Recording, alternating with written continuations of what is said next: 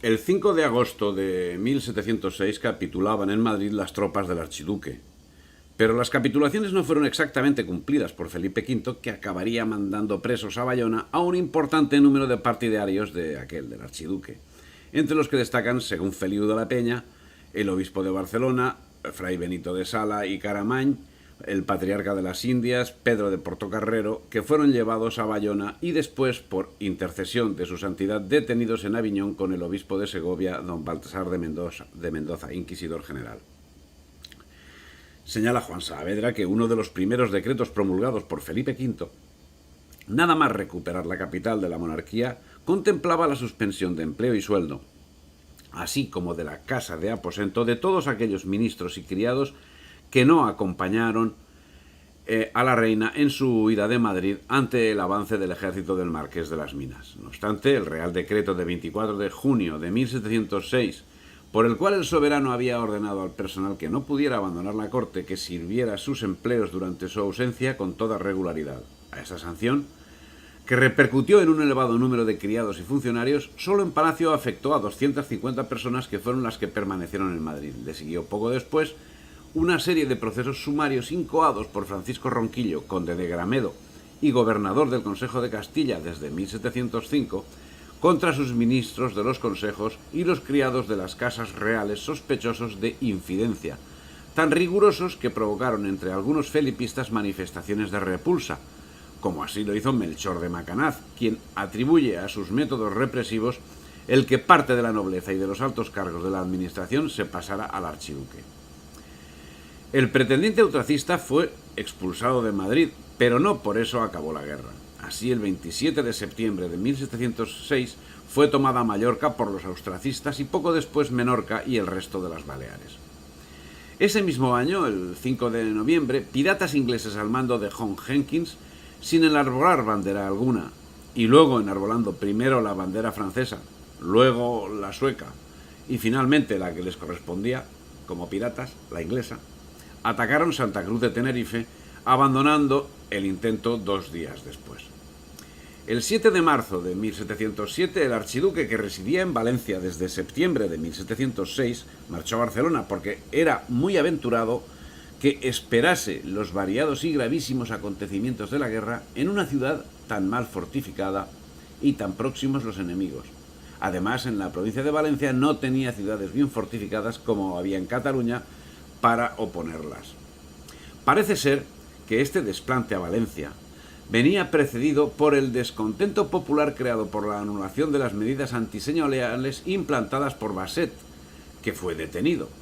También parece ser que estos descontentos influirían casi 2 meses después en el desarrollo de la batalla de Almansa. En Italia, el duque de Orleans, siguiendo instrucciones de Luis XIV, cedió el milanesado al archiduque el 16 de abril de 1707 y tras este servicio pasaría a comandar las tropas francesas en la batalla de Almansa, desbancando a Berwick. Pero la batalla tendría lugar antes de la llegada del de Orleans. El 25 de abril de 1707, Galloway plantó batalla en Almansa.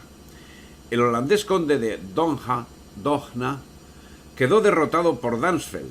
Las tropas que defendían a Felipe V tomaron prisioneros 13 batallones que sitió en las alturas Caudete, 5 de ingleses, otros tantos de holandeses y 3 de Portugal. Esta cumplida victoria abrió al vencedor toda la tierra no fortificada, menos Alcoy y Játiva.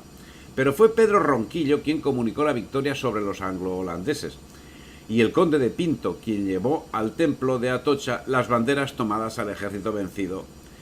Berwick ganó en esta batalla la grandeza de España.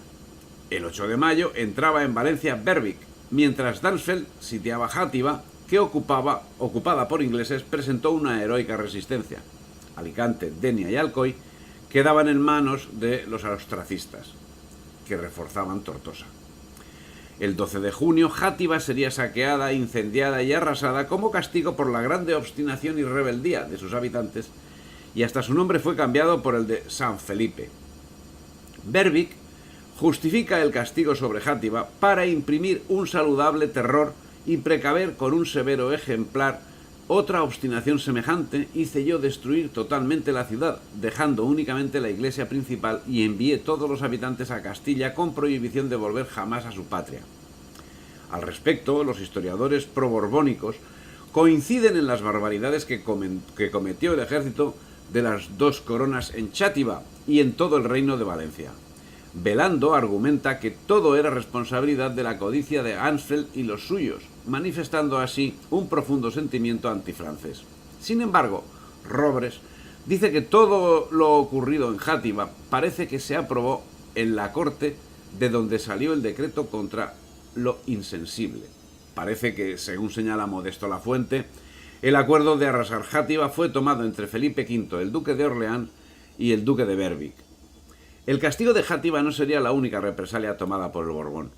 Tras la batalla de Almansa, Macanaz fue juez de confiscaciones, llevando a cabo una actuación que por muchos fue calificada de excesiva, tanto que propició el cambio de bando de multitud de valencianos y murcianos que, con el arzobispo Folc de Cardona y el cardenal murciano Belluga, y según refiere Rosa María Alabrús, hartos de protestar por el trato vejatorio de Macanaz a los valencianos y por sus intentos de desamortización eclesiástica, se pasaron al bando austracista.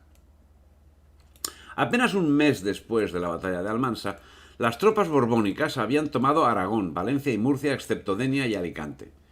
Consecuencia del resultado de la batalla de Almansa, el ejército aliado retiró a Galloway y a las Minas, mientras que ponía a Stanhope al mando de las tropas inglesas en Cataluña.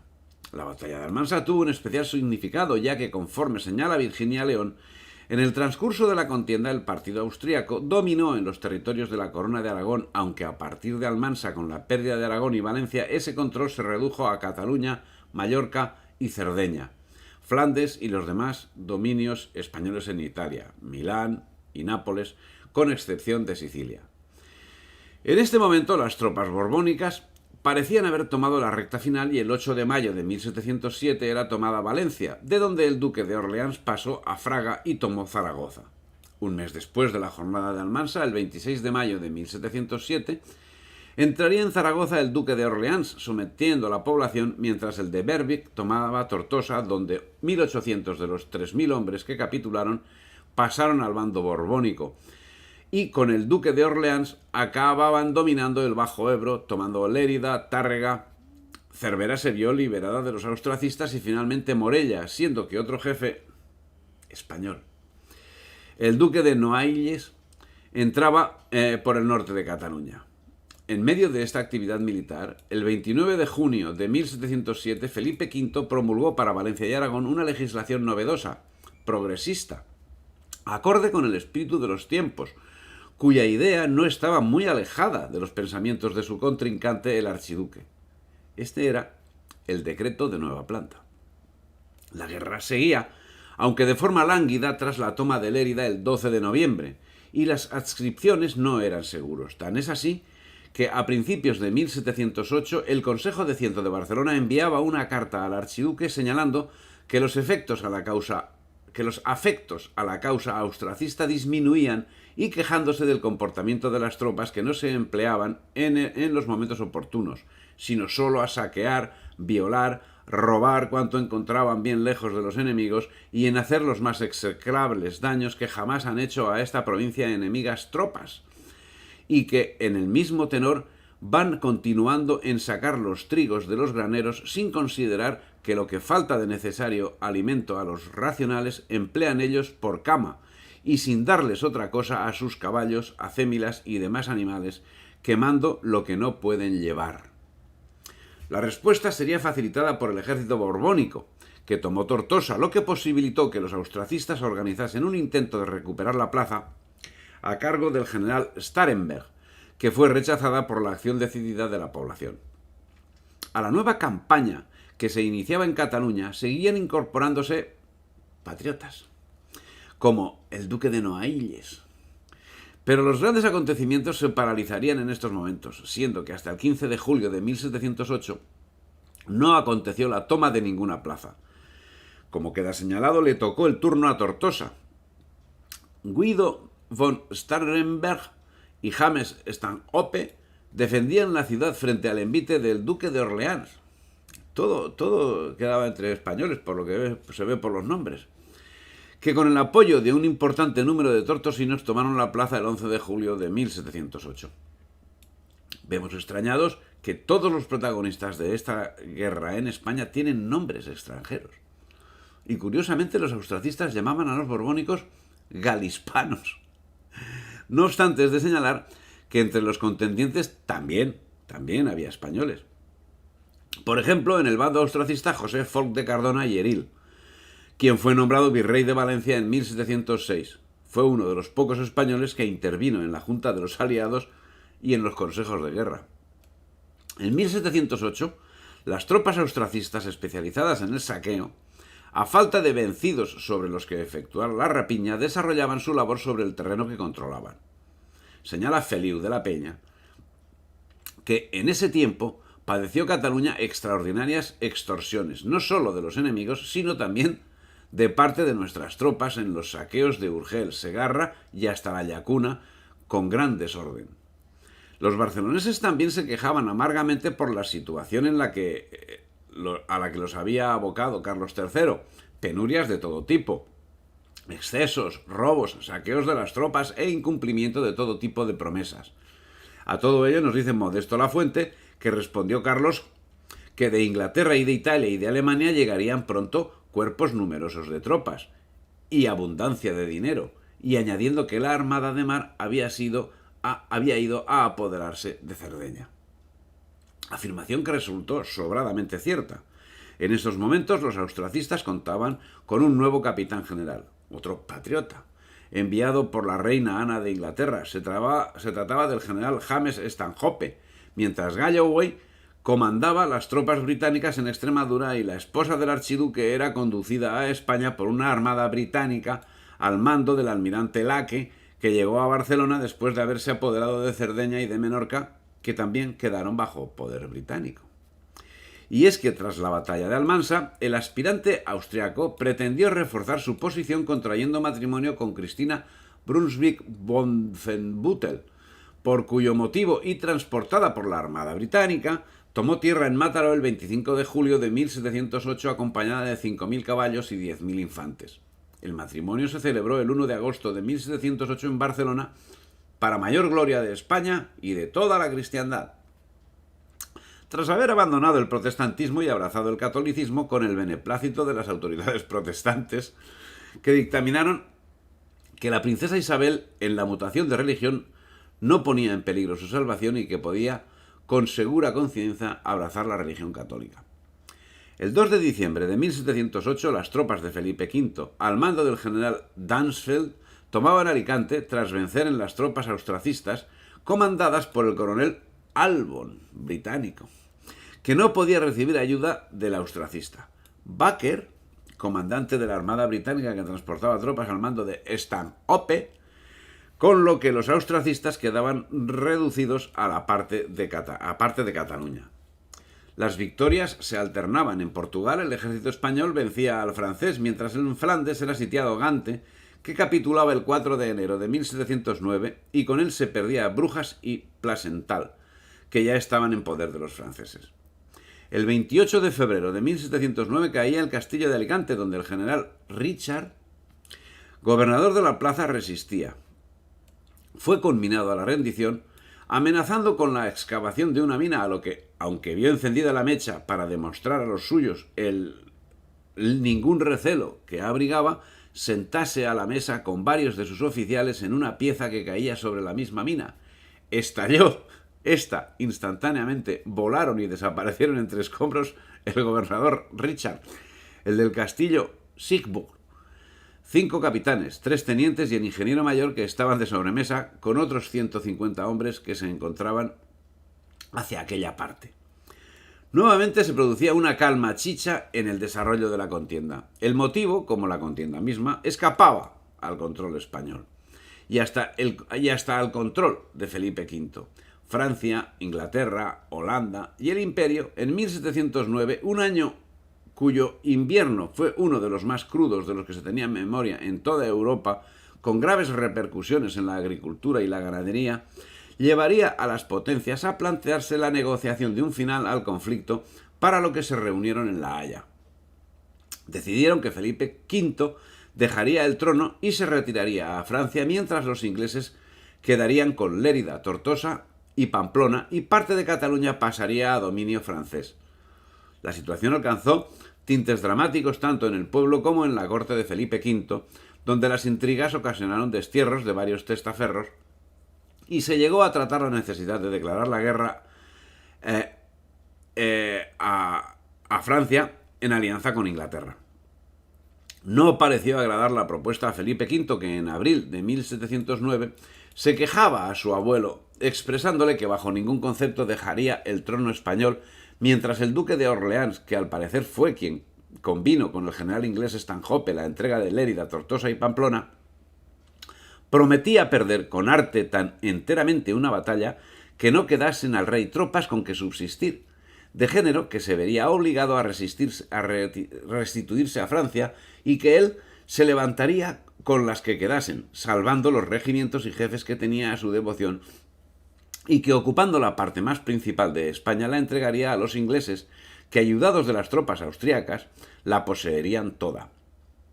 Pero que al duque se le daría el reino de Valencia y Navarra, con Murcia y Cartagena, reconociéndole por rey. La maquinación fue descubierta y las tropas francesas anuladas, con lo que quedó frustrada y transformada y pospuesta la propuesta.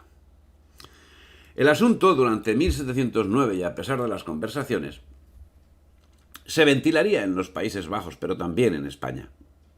Así, Starhemberg atacaba a Balaguer, ante cuya situación abandonó la lucha el comandante de las tropas francesas, Jacques Bazin de Bezons, por desavenencias con el general español Íñigo Manrique de Lara, conde de Aguilar, mientras las tropas francesas y españolas luchaban entre sí.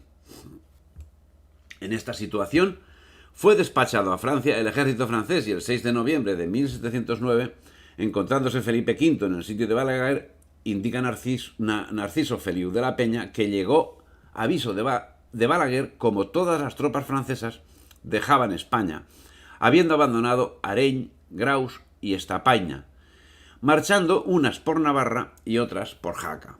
Como finalmente Francia, Inglaterra y Austria no llegaron a un acuerdo en sus conversaciones, señala Agustín Jiménez que la guerra peninsular se retomó con nuevos bríos en 1710. Durante ese año, la desesperada situación francesa con los ejércitos de Marlborough combatiendo en suelo francés obligó al rey Sol a retirar a la mayor parte de las tropas que servían en España, por lo que la posición de Felipe quedó muy debilitada.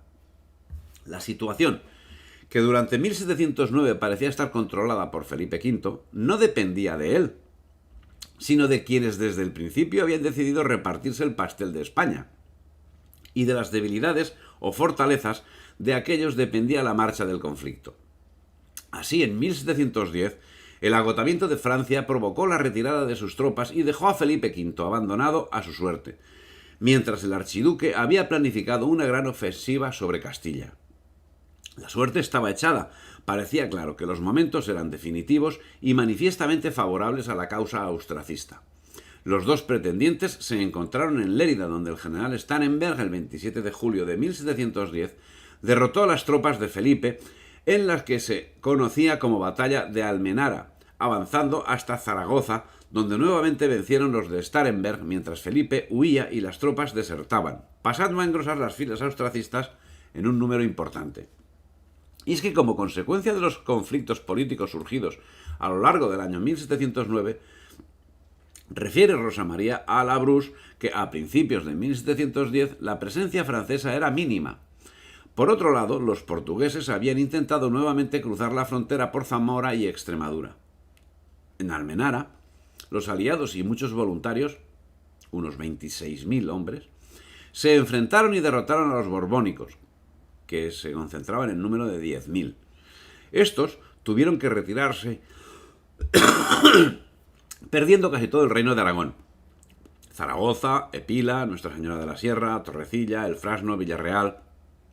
El 21 de agosto, el archiduque entró en Zaragoza.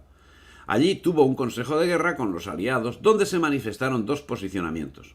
Los ingleses y holandeses, Stanhope y Belcastel, eran partidarios de ocupar Madrid, Starhemberg, al frente de los austracistas, era partidario de recuperar Valencia, Aragón y Cataluña, e incluso ir a Navarra y Vizcaya, territorios fieles al Borbón.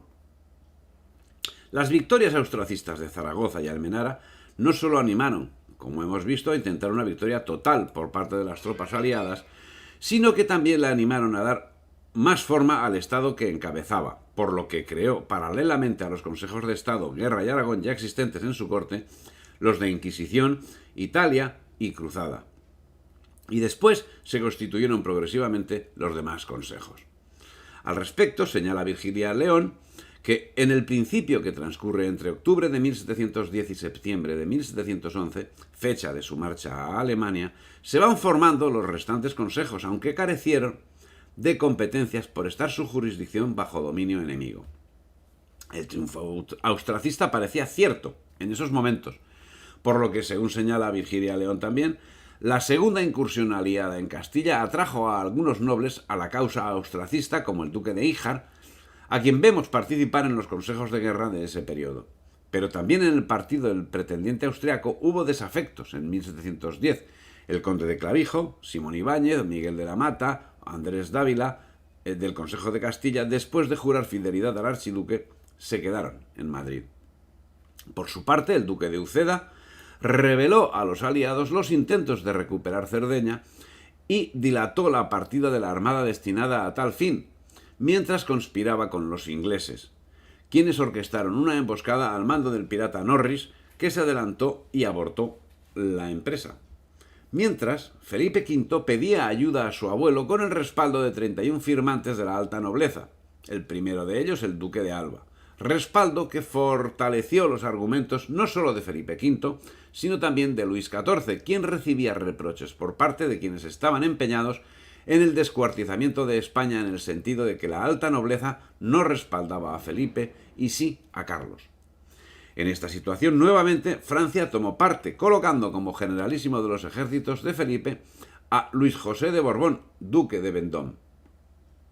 En medio de intrigas cortesanas, y cuando Felipe V había huido con la corte a Valladolid, el 28 de septiembre de 1710 hacía su entrada en Madrid el archiduque Carlos, dando lugar a todo tipo de excesos. Los templos fueron saqueados mientras el pueblo, viendo como invasor al ejército de Hannes Stanhope, supo darle respuesta adecuada mediante el ejercicio de la guerrilla, cuya efectividad quedó demostrada, permitiendo que en 2 meses fuesen rehechas las fuerzas de Felipe V. La entrada de Carlos en Madrid provocó un aluvión de voluntarios que nutrieron el ejército filipista, que fue equipado y adiestrado en un plazo de 50 días mientras la guerrilla hostigaba por doquier al ejército del archiduque y las tropas de Vendôme impedían la reunión del ejército austracista con los refuerzos que le llegaban desde Portugal, y otro ejército francés comandado por Noailles atacaba Gerona. La noticia de la acometida de un ejército francés destinado a cortar la retirada hizo que Carlos abandonase Madrid el 9 de noviembre de 1710, donde entró nuevamente Felipe V el 3 de diciembre, mientras las tropas perseguían a las del archiduque, a las que acabaron enfrentándose en Brihuega, donde Stanhope pidió la capitulación y fueron hechos prisioneros 5.000 ingleses. Starhemberg acudió en apoyo de Stanhope, pero también las tropas alemanas fueron derrotadas y diezmadas en la batalla de Villaviciosa. Esta situación propició que Inglaterra se acercase a Francia, buscando el final de la guerra en lo que sería el esbozo del Tratado de Utrecht. La batalla de Villaviciosa tuvo ocasión el 10 de diciembre de 1710, cuando Starhemberg, tras la derrota sufrida en Brihuega, se enfrentó a Vendôme. La batalla, que no tuvo un resultado claro, significó el fin del ejército austracista, que se batió en retirada hasta Barcelona, permanentemente hostigado por la guerrilla, que le causó muy importantes pérdidas. Pero no sería Vendôme la única aportación francesa a la reavivación de la guerra. Por el Rosellón entraba Noailles y acosaba Gerona, en la que entraba vencedor el día 1 de febrero de 1711. Por su parte, Melchor de Avellaneda, el marqués de Valdecañas, tomaba Zaragoza y toda la comarca del Ribagorza, consiguiendo en el empuje que las tropas británicas y alemanas que ocupaban Balaguer abandonasen la plaza sin esperar combate. Las plazas continuaron cayendo en manos francesas, porque insistimos en los nombres que van llevando todo esto, salieron de manos inglesas y cayeron en manos francesas como cuentas de un rosario sin apenas resistencia. Ante esta situación, y siendo que Carlos era llamado a coronarse emperador de Alemania al haber fallecido el emperador José I y los británicos habían centrado sus intereses en los Países Bajos, Guido von Starhemberg se vio más preocupado en proteger el embarque que acabaría haciendo el archiduque en una escuadra inglesa el 27 de septiembre de 1711 que en otras cuestiones, lo que permitió que el francés tomase posiciones. Ahora sí, la suerte estaba echada, porque Francia e Inglaterra acabarían alcanzando la paz en agosto de 1712 e Inglaterra comenzaba a dar más apoyo espiritual que militar a sus aliados. Ya no miraban con buenos ojos los ingleses la causa del archiduque porque no estaban dispuestos a que bajo una misma corona estuviese Austria y España. Ante esta situación, y siendo que las tropas borbónicas estaban muy activas en las inmediaciones de Barcelona, los procuradores de Cataluña, encabezados por el conde de Savallá y Pinós, llegaron a pedir ayuda al Imperio Otomano, al que ofrecieron vasallaje, pero no obtuvieron la ayuda demandada dado que Ahmed III se sentía débil y precisaba del apoyo francés. Los acontecimientos se aceleraban. El 15 de mayo de 1712 abandonaba Barcelona Starhemberg con el último contingente de tropas austracistas. Pero, estando Inglaterra por medio, no podía acabar el asunto de forma tan sencilla. Así señala Nicolás de Jesús Velando que Starhemberg no cumplía con lo estipulado en el convenio de evacuación hecho en Hospitalet y en conformidad del Tratado de Utrecht, porque dejaba en manos de los voluntarios el castillo de Montjuic y señores de la ciudad de Barcelona a los que no querían sujetarse cuando todo había de quedar en poder de las armas del rey católico. Y también no llevándose todas las tropas con la excusa que no había embarcaciones. Al mismo tiempo, no se podía creer que todos los hombres estuviesen tan dementados que se pusieran a negar enteramente la obediencia y a estar ajenos de todo temor de castigo, si no tuviesen alguna promesa, y mucha esperanza de socorro y de patrocinio de un príncipe poderoso. Es el caso que las tropas que debían abandonar Barcelona con consentimiento de su general y presumiblemente de Inglaterra, desertaron unos 4.000 hombres que aprovecharon el retraso de Vendôme para intentar ocupar Tarragona. Pero la acción no tuvo las consecuencias previstas, ya que Tarragona les cerró las puertas. Bien al contrario, dieron parte al gobernador, el marqués de Lede, que todavía no estaba en la ciudad y quien ante la demanda de ayuda la ocupó. Otras ciudades ajenas a la oligarquía de Barcelona también se vinieron a la nueva situación. Así, por ejemplo, Torredembarra cerró las puertas a las fuerzas que, habiendo salido de Barcelona para atacar Tarragona, huían perseguidas por la guarnición de esta ciudad, mientras en la plana de Vic acudían las poblaciones al duque de Populi a presentar su fidelidad. Lo mismo hicieron otras poblaciones como Manresa y Mataró. Pero el retraso de Luis José de Borbón, duque de Vendôme, que había sido designado virrey de Cataluña, acabaría siendo definitivo porque falleció en Vinaroz el 11 de junio de 1712, víctima de un atracón de langostinos. Le sustituiría el príncipe de Tilly. Paralelamente, en esas mismas fechas, se firmaban los acuerdos de Utrecht, en esencia un pacto entre Francia e Inglaterra y con la voluntad del archiduque, que reforzó con tropas alemanas su presencia en la parte de Cataluña que permanecía bajo su poder. Sitió Gerona, de donde finalmente fue rechazado el 15 de diciembre de 1712, retirándose a Barcelona. Pero la suerte estaba echada, y las tropas austracistas evacuaban Barcelona a pasos acelerados. Starhemberg renunció al título de virrey mientras la Diputación nombraba capitán general a Antonio Villarroel, que hasta 1713 había luchado a favor de Felipe V, con el fin de continuar la guerra. La práctica totalidad del territorio peninsular estaba bajo control de Felipe V.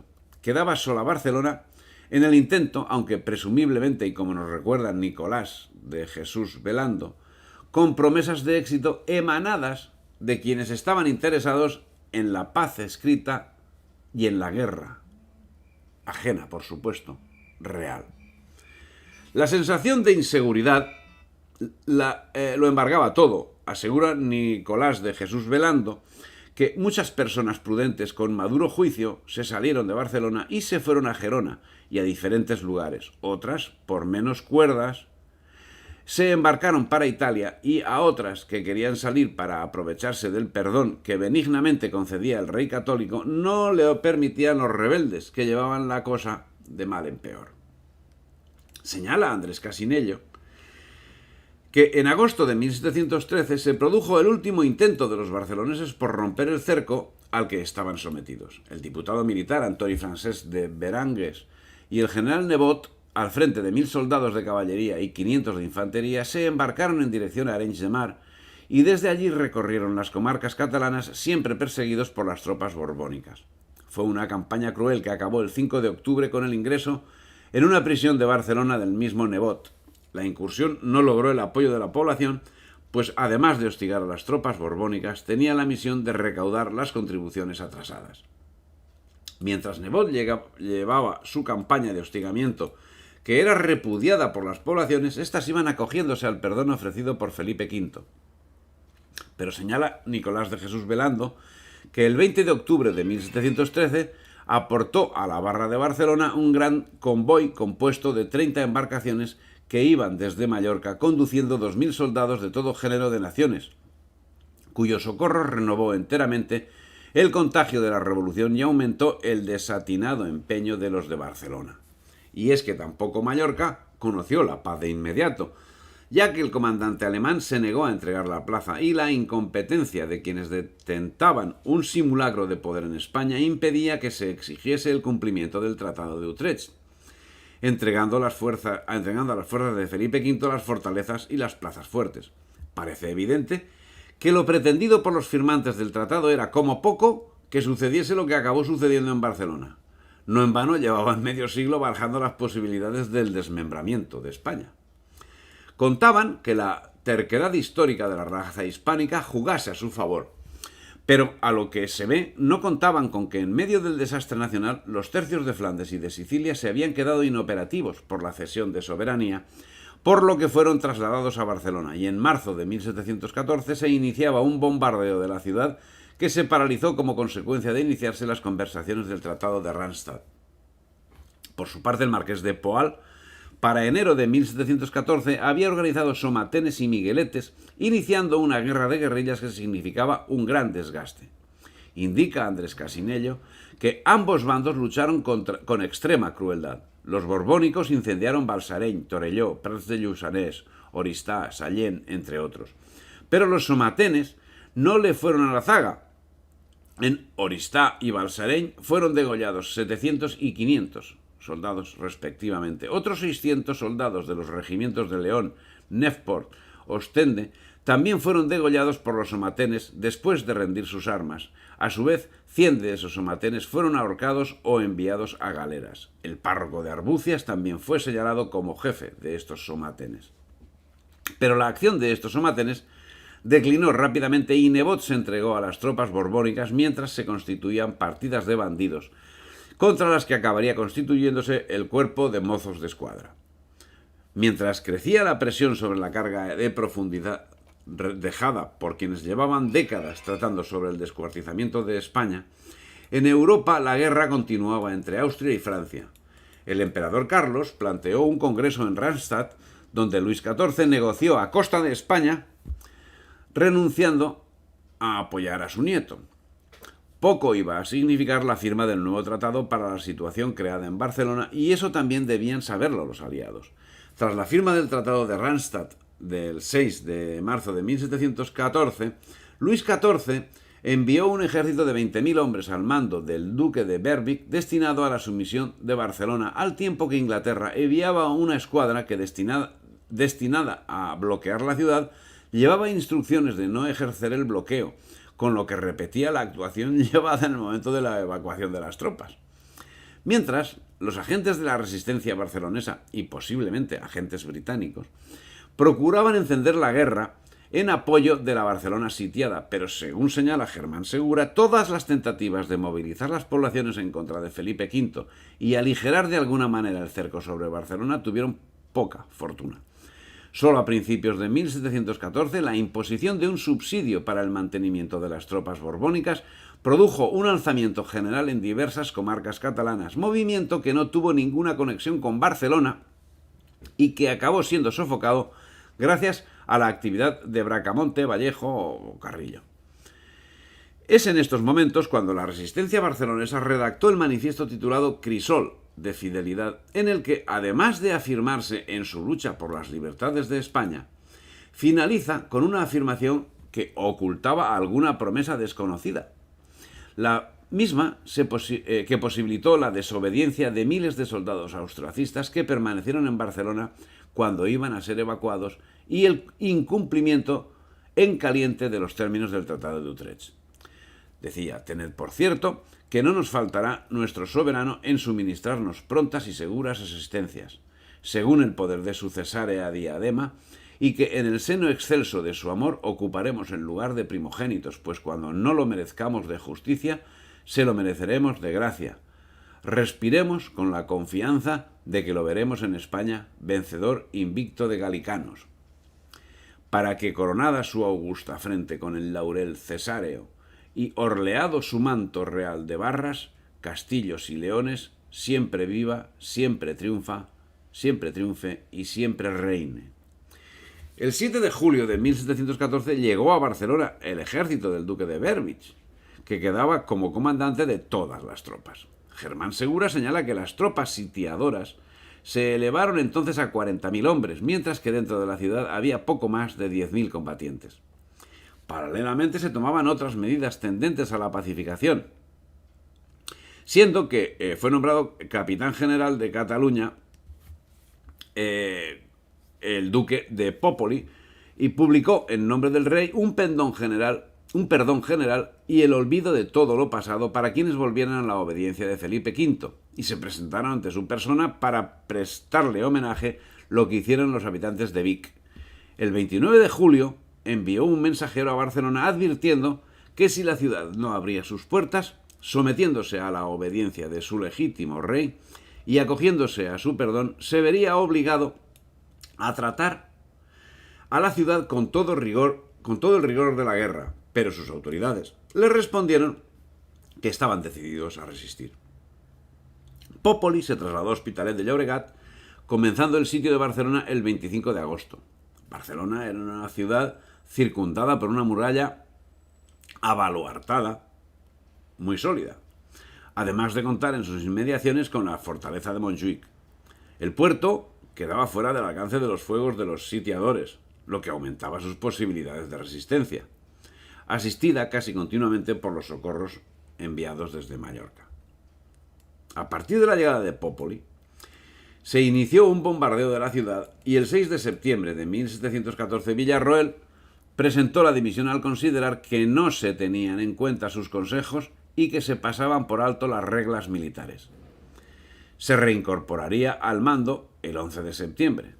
Ese mismo día, el Consejo de Ciento publicó todavía un bando para pedir un último esfuerzo a los defensores a fin de derramar gloriosamente su sangre y vida por su rey, por su honor, por la patria y por la libertad de toda España. Todo acabó con un asalto generalizado el día 11, dando lugar a una feroz lucha, calle por calle y casa por casa, hasta que la razón de la fuerza se impuso sobre cualquier otra consideración. Los caudillos más destacados, Antonio de Villarroel, Armengol, Amill, serían condenados a pena de cárcel. Día aciago para la patria. Las ofertas de Popoli no habían sido aceptadas y la represión tomó cuerpo, si bien José González Carvajal señala que las vidas y propiedades de los habitantes fueron conservados. Pero 20 jefes, entre ellos Villarroel, Armengol y el marqués de Peral y Nebot, fueron encerrados sin limitación de tiempo en el castillo de Alicante. El obispo de Albarracín y 200 eclesiásticos fueron desterrados a Italia. Los oficiales subalternos quedaron en libertad de volver a sus hogares prestando juramento de fidelidad al rey. Las banderas de la ciudad fueron públicamente quemadas y la ciudad perdió sus privilegios. El 2 de julio de 1715 fueron conquistadas Palma e Ibiza y se intentó recuperar los territorios italianos. Muerto el emperador Carlos VI el 20 de octubre de 1740, se produjo un nuevo enfrentamiento. por una parte Francia, España, Prusia y Baviera, y en contra de María Teresa de Austria y Austria, Inglaterra, Holanda, Rusia y Saboya a favor. Si te ha gustado el vídeo, dale me gusta, difunde y suscríbete al canal.